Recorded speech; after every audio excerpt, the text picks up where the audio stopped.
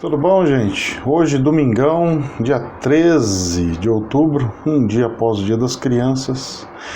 Espero que todos tenham passado um bom dia maravilhoso com seus filhos, quem os tem ainda pequeno, mesmo os grandes, porque ainda continuam sendo crianças, né? Eu continuo sendo uma criança para minha mãe. E assim continua a nossa vida. Bom, gente, é o seguinte, eu estou fazendo esse videozinho extra, meio aqui assim, desprovido de lousa, desprovido de algumas coisas, para a gente só bater um papozinho sobre a irmã Dulce, a querida irmã Dulce. Gente, é o seguinte, nós temos que refletir algumas coisas interessantes que nós não podemos passar despercebido, tá?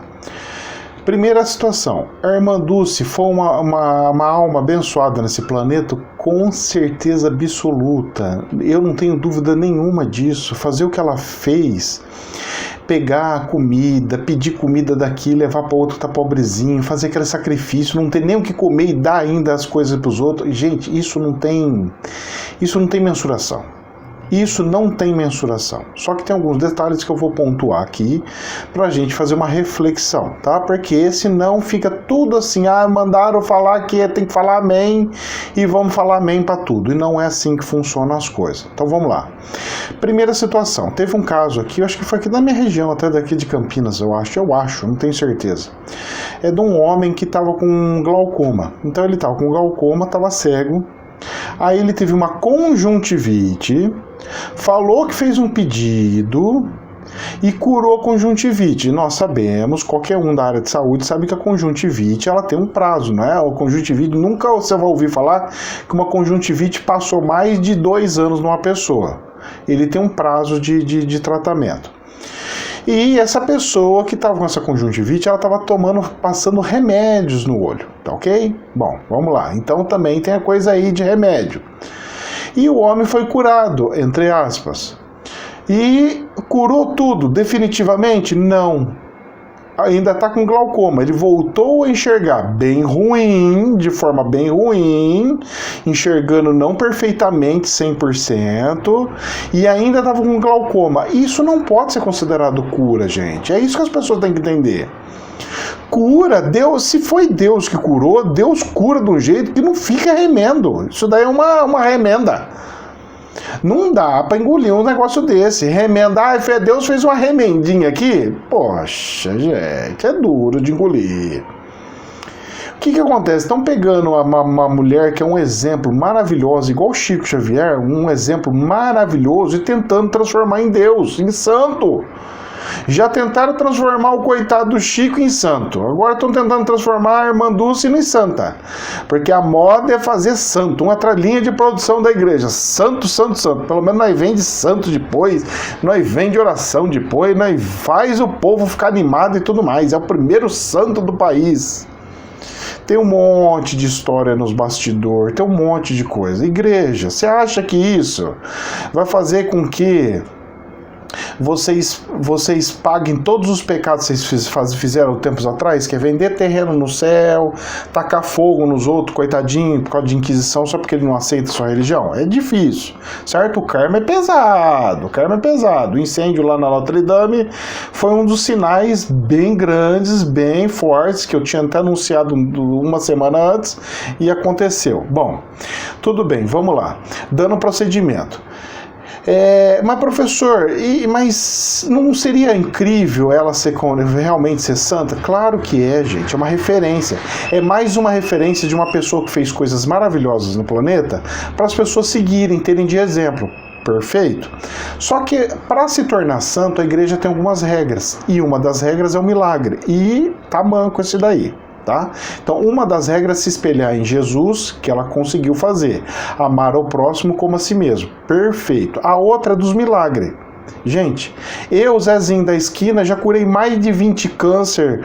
O meu irmão, que nem é espiritualista, é pastor de igreja, ele já curou gente que nasceu cega e voltou a enxergar. É diferente, a coisa é diferente. Bom, mas vamos lá. Eu nem vou ficar comentando muito, porque o pessoal vai falar, tem que provar. Então tá aí. Eu só tô comentando, não tô pedindo para ser santo em lugar nenhum. A gente tem que tentar evitar transformar seres humanos em santo. tá?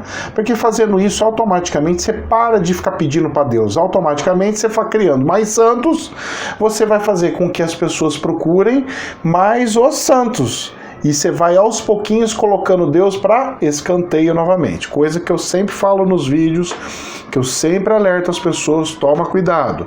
Tem as pessoas como exemplo, tem a Bezerra de Menezes como exemplo, tem a Chico Xavier como exemplo, tem a Allan Kardec como exemplo, tem a Jesus como exemplo, tem a Tal como exemplo, tem a Buda como exemplo. Mesmo que Buda depois dele teve um monte, porque é um termo, são nomes, são significados.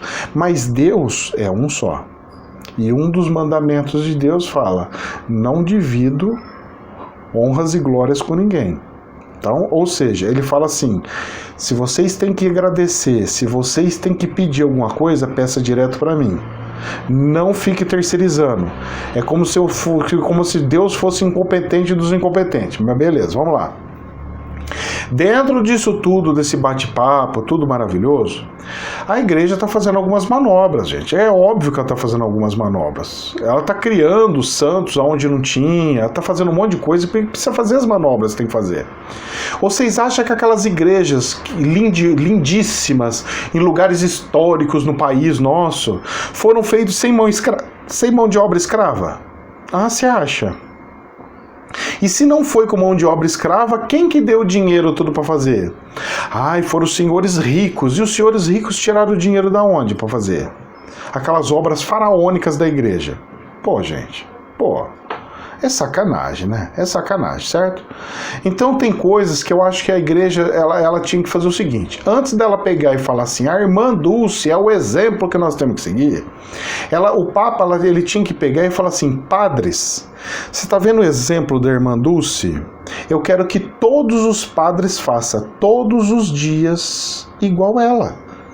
Eu não vejo o padre aqui do meu bairro fazer isso daí. Ele fica lá dentro da igrejinha dele, só com os membros que estão lá dentro, que ele pega e fica pedindo o dinheirinho, né, o dízimo, certo? Para ele pagar as contas e mandar o tanto pro Vaticano, que é o tronco que o pessoal fala, né? Que é 30% tem que mandar tudo pro Vaticano. Então vai uma porcentagem vai pro Estado, outra porcentagem vai pro país e outra porcentagem vai pro Vaticano. E fica um tantinho para a igreja local. Essas regras são modus operantes, tá? Da empresa igreja. Aí o que acontece? Se querem realmente ajudar as pessoas, se querem realmente fazer com que as coisas que criem santos, que criem coisas maravilhosas, gente, os líderes religiosos, seja você um pastor, seja você um padre, seja você um diácono, seja você um membro voluntário, bom, você já está fazendo voluntariado, você já está fazendo voluntariado, mas esses caras têm que ter influência. Eles conseguem bater num lado ali, num político, e falar assim, precisava arrumar ali um negócio, rapaz, vamos desenrolar a casa própria das pessoas. Desde a minha existência, eu nunca vi um líder religioso bater lá na Coab e falar assim, olha, eu queria tanto que se desenrolasse a construção das casas, para dar casa própria para todas as pessoas que não têm onde morar. Eu nunca vi isso. Eu juro para você que eu nunca vi isso. Eu também nunca vi a igreja acolhendo as pessoas dos mendigos. Pode ter uma ou outra igreja isolada por causa de um padre que tem um coração gigantesco, mas devia ser uma regra, uma ordem papal falando: eu não quero que ninguém fique morando nas ruas.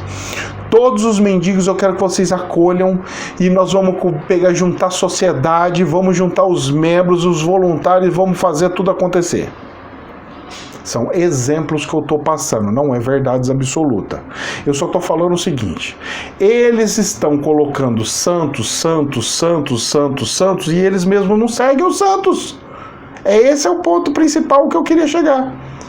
Então, se a igreja está falando assim, essa mulher é uma santa, essa mulher vai ser canonizada, essa mulher tem que ser exemplo, por que os padres, os bispos da própria igreja não fazem o que ela faz? Por quê?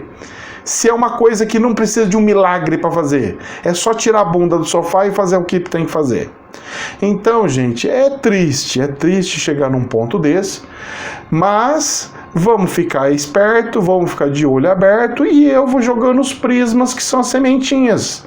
Por quê? Porque algum católico vai ver o meu vídeo e vai começar a apertar o padre da igreja dele. Falar, padre, nós temos que fazer o que a irmã Dulce fez.